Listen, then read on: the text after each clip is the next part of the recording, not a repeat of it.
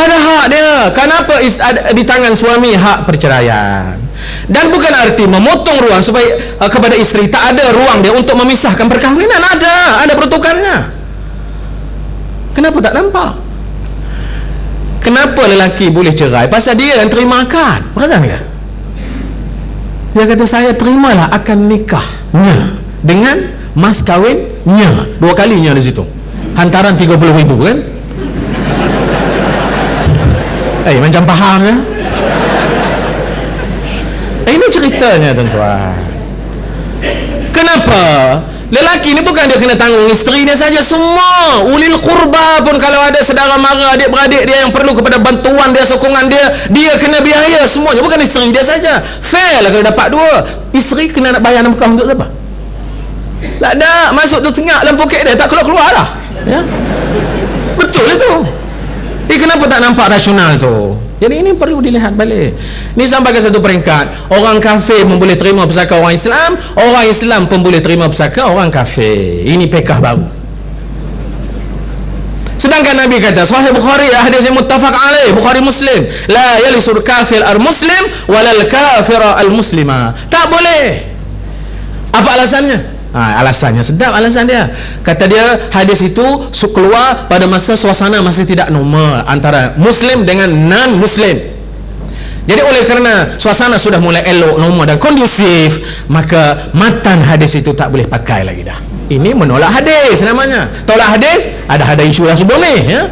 Jadi nampak kita ni berlawan panjang. Ini ceritanya.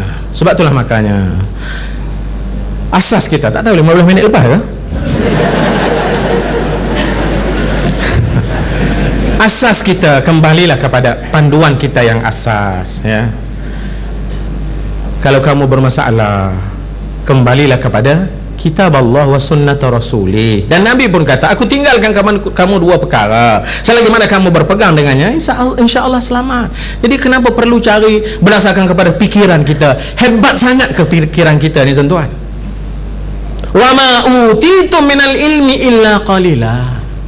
Tak dikurniakan ilmu itu kecuali sikit sangat, walaupun dia profesor, full profesor in Islamic Studies. Ini masalahnya tuan-tuan. Sebab itu makanya kalau kita ada masalah, kembalilah ke pangkal jalan. Jangan sesak di hujung jalan, malu untuk kembali dan berpatah balik ke pangkal jalan.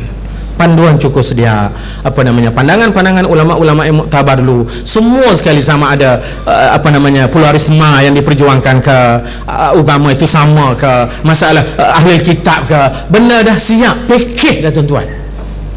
Tak tahulah, takut yang ni termasuk dalam pepatah yang kita selalu sebut. Ustaz Zamri rajin sebut pepatah ni, khalif tu'raf.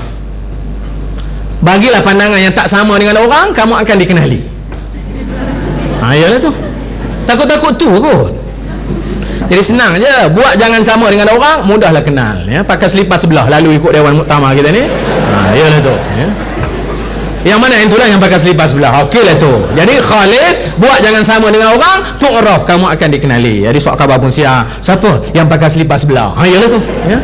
Jadi mudah-mudahan kembalilah kepada pangkal jalan, mudah-mudahan kita selamat. Wallahu a'lam. Wassalamualaikum warahmatullahi wabarakatuh.